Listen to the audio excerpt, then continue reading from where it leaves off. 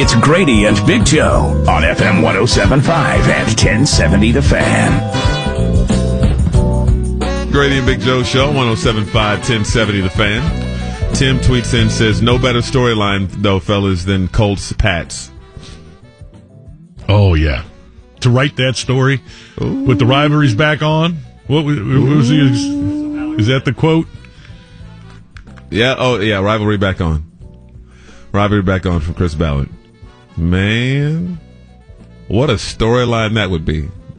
Just wrap up the franchise. Joe, I would be so beside myself if they were able to do something like that. Go out there and get a win and go to the Super Bowl through Foxborough. Let's not get ahead of ourselves. Let's welcome in the Hall of Famer right now. Colts looking good, surprising a lot of people. John Clayton has watched their journey throughout the season. JC, the Hall of Famer, appreciate you joining us on the Payless Liquors Hotline.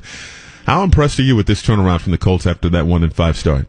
Very much. I mean, it's just, I think, both from what Chris Ballard has done to Frank Reich has done to Andrew Luck has done, I think it's just an amazing story. And, in some ways, I mean, even though it was 1-5, I mean, you thought that if Andrew could come back, that things would be okay. Well, the offensive line, and even the defense, I don't think even the defense is getting enough credit right now because the young guys are starting to play well. They're not giving up the points that they did even early in the season. I mean, I think it's an incredible story and one that I think can continue.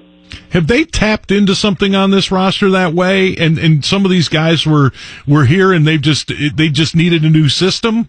Or is it just everything that you're getting from these young guys that can never be expected because they're young guys? No, I think what it is that Chris Ballard drafted good young players, and now they're starting to, because sometimes they don't necessarily do it in their first year. Right. But it comes as the season goes on. But I think you can see from, Darius Leonard has been there all year, but the other young players are catching up to him. And I think that's what's one of the keys right now. I mean, the great story on the offensive line. And again, Chris gets so much credit for that because, Quentin Nelson is just an absolute beast. And, Ryan Kelly has done well when he's healthy. And so those things have all come together, and then it all rides on Andrew Luck and his ability to make the throws and to make the passes. And you put that all together, I mean, this is one where they can go into Kansas City with a chance to win. How, and from your perspective, and we talked about this back when he was hired and the whole circumstance leading up to him getting fired with McDaniels turning it down, and then Reich being a part of the second round of interviews. And I remember people saying, well, he didn't even call the plays in Philadelphia. There are some coaches who can't handle people who become head coaches who can't handle calling plays and handling the other responsibilities of being a head coach in the National Football League. You've seen a lot of guys take on those kind of roles. How impressed are you that he's been around for a long time, but he's handled everything so well? Very much, because, I mean, you can see, and this is the cycle that the league is in right now, they're looking for offensive play callers, even though they may not have called plays. I mean, look at Matt LaFleur. He hasn't had a lot of opportunities to call plays, but, he gets the job in Green Bay, and you can see that Zach Taylor, the quarterback coach who had a little limited experience as when they had an interim situation in Miami, has called it, but that's what everybody wants. And like in the case of Frank, I mean, last year, he elected to kind of stay out of the interview process while the Eagles were going for the Super Bowl. And then, fortunately for everybody, Joshy Boy McDaniels pulled out. And by the way, isn't it satisfying that Joshy Boy's not going to get a job right now? I mean, it's like he's out of the mix. I mean, he turns down Cincinnati. He doesn't get the job in Green Bay, and it looks like he's not going to. It looks like he's going to stay in New England. So isn't that just right now for how he handled things, and then how well it's worked out with Frank Reich? But yeah, that's the thing. It's like when you get these guys, you don't know what you're going to get. In Frank, I mean, he's been the real deal. Oh, I don't know how to follow up Joshy Boy because I love it, and I'd like to go a whole other direction. But I will get to some of the other teams in that coming up. I want to stay with Kansas City here for a second. And what kind of concern is there right now? They finished 1-2 their last 3 games.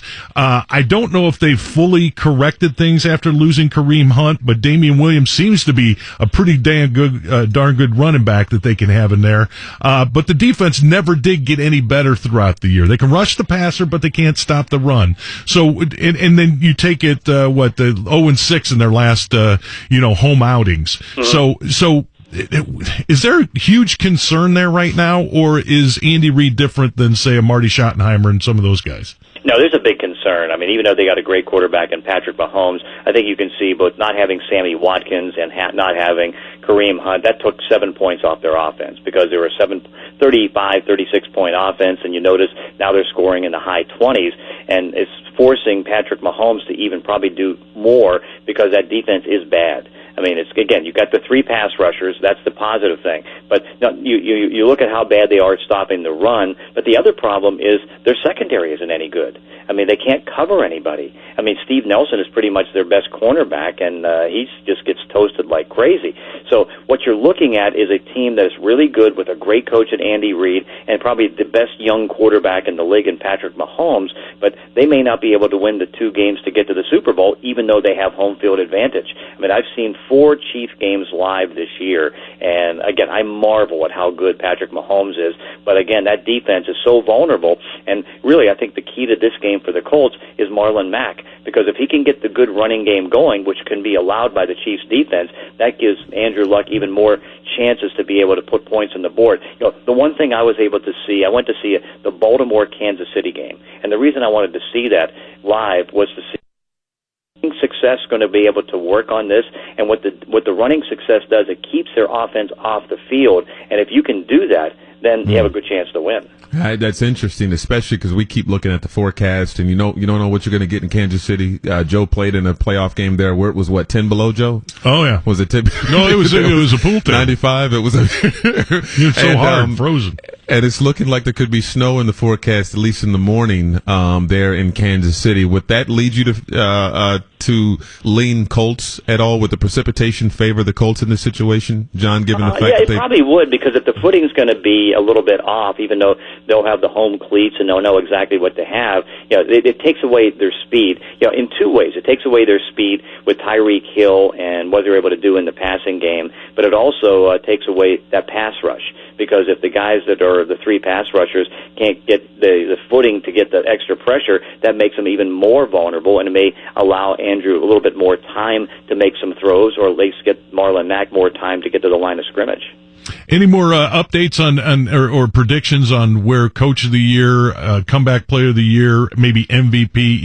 Those kind of awards are we looking at Darius Leonard and Andrew Luck and Frank to pick up some awards, and maybe even Chris Ballard, for heaven's sake? Yeah, I mean, I still get the feeling that Ryan Pace has a better. I think he has a slight edge in the Executive of the Year over Chris Ballard, because again, so much of the success, I guess, lingers in everybody's mind that it came early for the Bears, and they were able to get a division with 12 wins, and that probably gives them the edge. I think Matt Nagy still has an edge over Frank Reich. There's no question Andrew Luck should easily win the Comeback Player of the Year, and Patrick Mahomes, even based on the way the voting came last week on the AP, he had such a big lead over Drew Brees. He should be the MVP. And again, I think it's going to be wide open on the Defensive Player of the Year, because I think it may come down to Leonard going up against Bradley Chubb, and a lot of times it ends up going to the guys with the sacks. Again, John Clayton joining us on the Payless Liquors hotline here on 107.5 and 1070 The Fan. The young, you already brought it up, the young offensive-minded, assistant. I saw, jokes that, the application process for head coaching vacancies in the NFL look like this. Do you know Sean McVay? Yes or no? They just want that sexy young guy to take over. That said, does that put Matt Eberflus in a tough spot? Do you think he's a year away? And would you be inclined to leave if you were Eberflus? He's interviewing, but he's turned this Colts defense around, and he doesn't even have a ton of toys yet. They have a lot of money this offseason. Would you take a head coaching job, or would you stick around here knowing that Chris Ballard is going to add a lot of more pieces for you to play with next season? Well, there's only 32 of these jobs, so if you get the offer, you take it, because you don't know if you're going to have the bad season. Look, for example, at some of the examples of guys that you figured that John DeFilippo had a good chance to get a head coaching job, and then he gets fired as a coordinator at mid-season, and so that took him out of the mix. And Terrell Austin goes to Cincinnati from Detroit. He was a head coaching candidate. So if you get offered, you take the job now. But again, you can see the way things are shaping up. They're still going offensive-minded first, and even now reaching into the college ranks for Cliff Kingsbury. And so I think probably by the end of the day, maybe as many as 5 of the jobs will be done. I think Cleveland could get done today, and they're going to go offense. The Jets are probably going to lose Kingsbury to Arizona. Bruce Arians got the job down in Tampa Bay, and LaFleur got the job in Green Bay. So that only leaves about 3, and I guess if you're offered a Cincinnati job, do you really take it? Because I don't know how good a job that is. The Miami job is one. Oh, and by the way, it's in Denver. It's pretty well down to Mike Munchak against the defensive coordinator of the Chicago Bears. And so, a lot of these jobs are already closed out. So I think Eberflus is going to be back this year. Wow. I wasn't even aware that all those had been tabbed so far. So start with Matt LaFleur then. How does that affect the AFC? Does it even affect the AFC South with him leaving Tennessee as their offensive coordinator?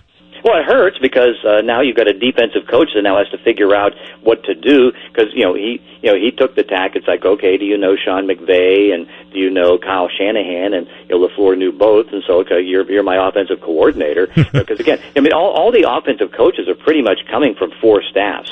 Coming from Philadelphia, coming from Kansas City, coming from Sean McVay, and I guess I don't know that Kyle's not getting the same look, but they're all kind of from the same tree. So that's kind of interesting to see, but you start running out of names and after a while. But now that puts him in a tough spot, and it does hurt them because not that he was getting the most out of that offense, he wasn't, but of course now what are you going to do to try to fix it up because the options are even less. All right, Bruce Arians in Tampa Bay. I thought this was kind of health related. And just a year off and being in a booth is and taking a stressful place like Tampa Bay. I guess it wouldn't be stressful as far as the city's concerned, but stressful in that they've got a quarterback decision to make. They got a lot of things going on in Tampa Bay. Well, the weird thing is they've already made the decision on the quarterback. They're staying by Jameis Winston, whether Bruce Arians likes it or not. And so now it's Bruce's job to get the most out of Jameis Winston. And really, and again, I think this is where ownership gets itself in trouble. There are too many firings. You got 8 jobs, and you don't have 8 great candidates to fill those jobs. And so now you look at. I'm already making the prediction. There's going to be at least maybe 2 one-and-dones from some of these situations. Like in the case of Tampa Bay, all Bruce has been doing, and again, he did retire for health reasons. There's no question about that.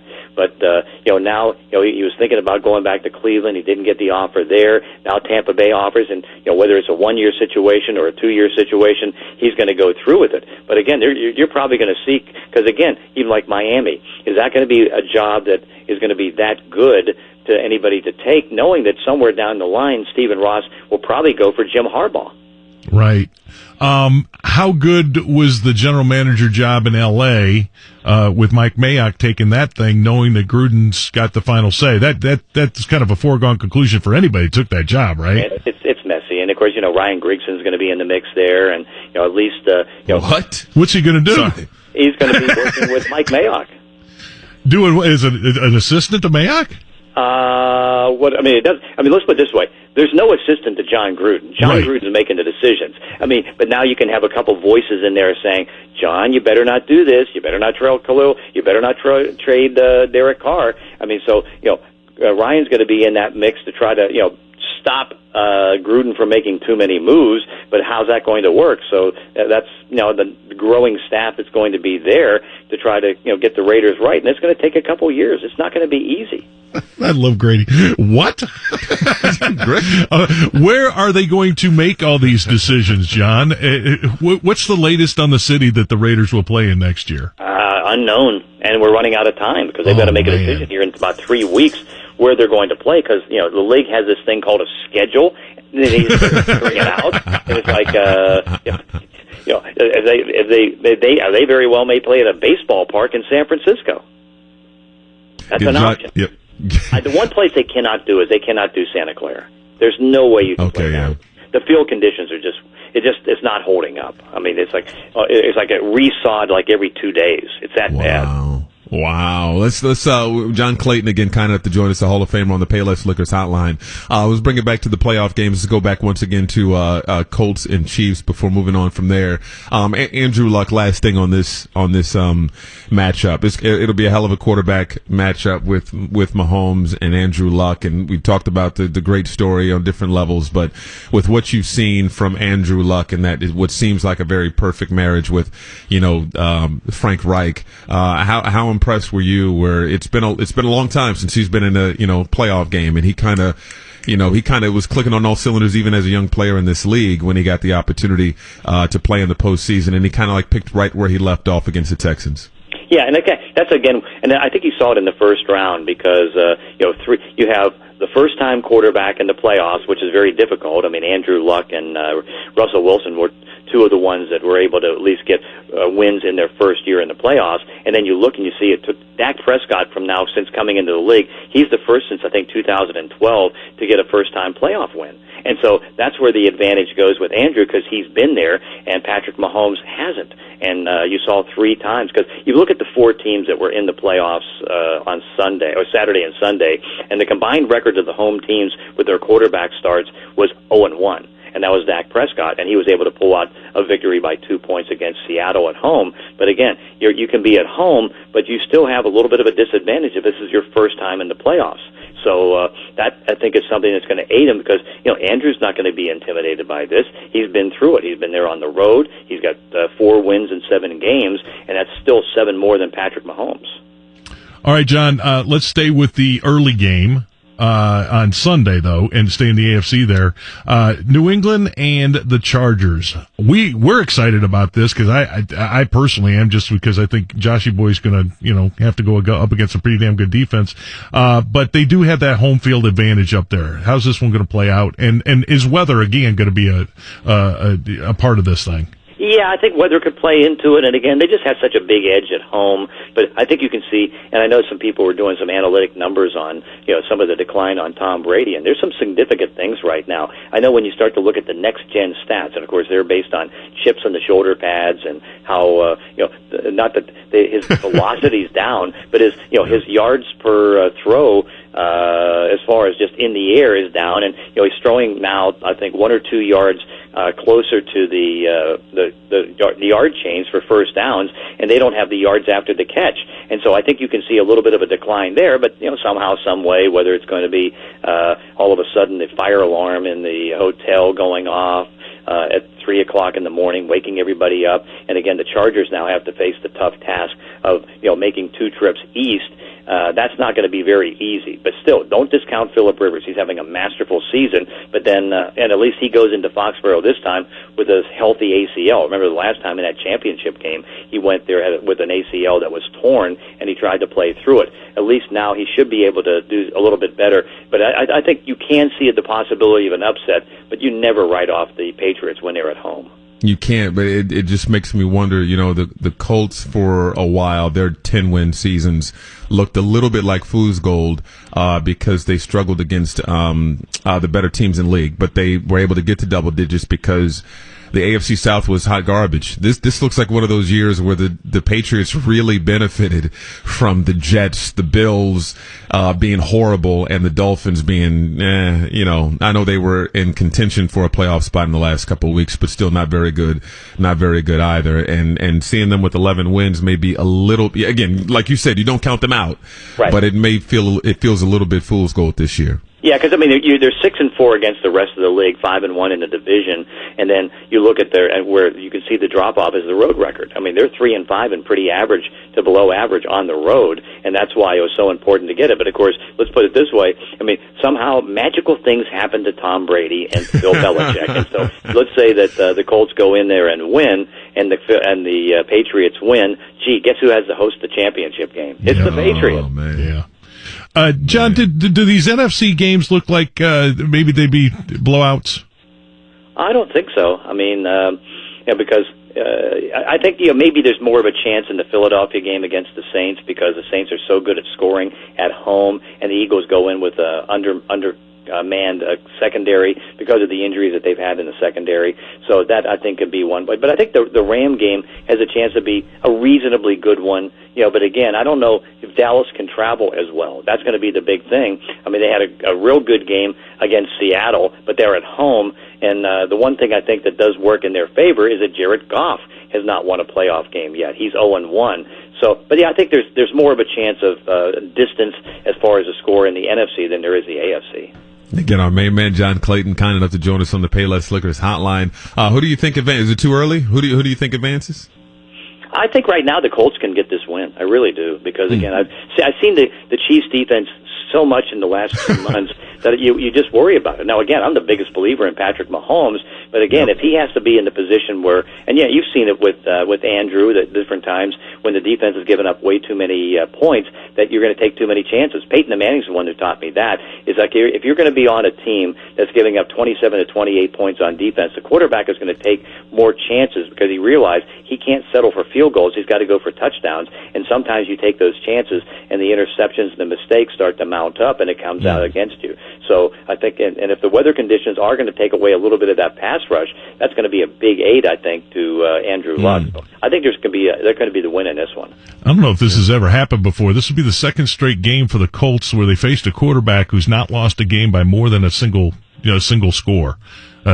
Kansas City has lost by 3-3-1-7, and Watson's biggest loss was just 8 points. Does that enter? Do you think it's a close ball game with the Colts and Chiefs? I think it will be, yeah, because again, I think that there's the ability for the Colts to score is going to be there, and you know that the Chiefs are going to be able to score because, again, they have such high-powered offense, and, Mahomes is so good. I mean, this game should be in the high 20s, I think, with easily, and now it's a matter of, okay, who can get that last play or get that last stop to be able to get the win. And lastly, who advances between Chargers and Patriots again? I think everybody's kind of rooting for the Chargers, but you still figure, I mean, again, I think the wear and tear of going to the East Coast, because, again, they had to go to Baltimore, then they have to come back and, play in Foxborough. The body's going to be worn down, and you notice, I mean, they've lost pretty much all their linebackers. I mean, the Chargers had to go out there with 7 defensive backs and then try to stop a running offense like Baltimore. Their 7 defensive backs now have to stop, the myriad of what the Patriots are able to do, because they can run and they can throw. So I think the Patriots win in this one. Really good stuff from our main man John Clayton, again, kind enough to join us on the Payless Liquors hotline, the Hall of Famer. We appreciate it. Looking forward to these games this weekend, John. Sounds good. Good stuff. John Clayton there joining us. Still very active with the NFL and doing his thing in Seattle as well with his own radio show. We are back at it in just a moment. A familiar voice will give us the breakdown on the Kansas City Chiefs. Don't go anywhere. This is the Grady and Big Joe show here on 107.5 and 1070 The Fan.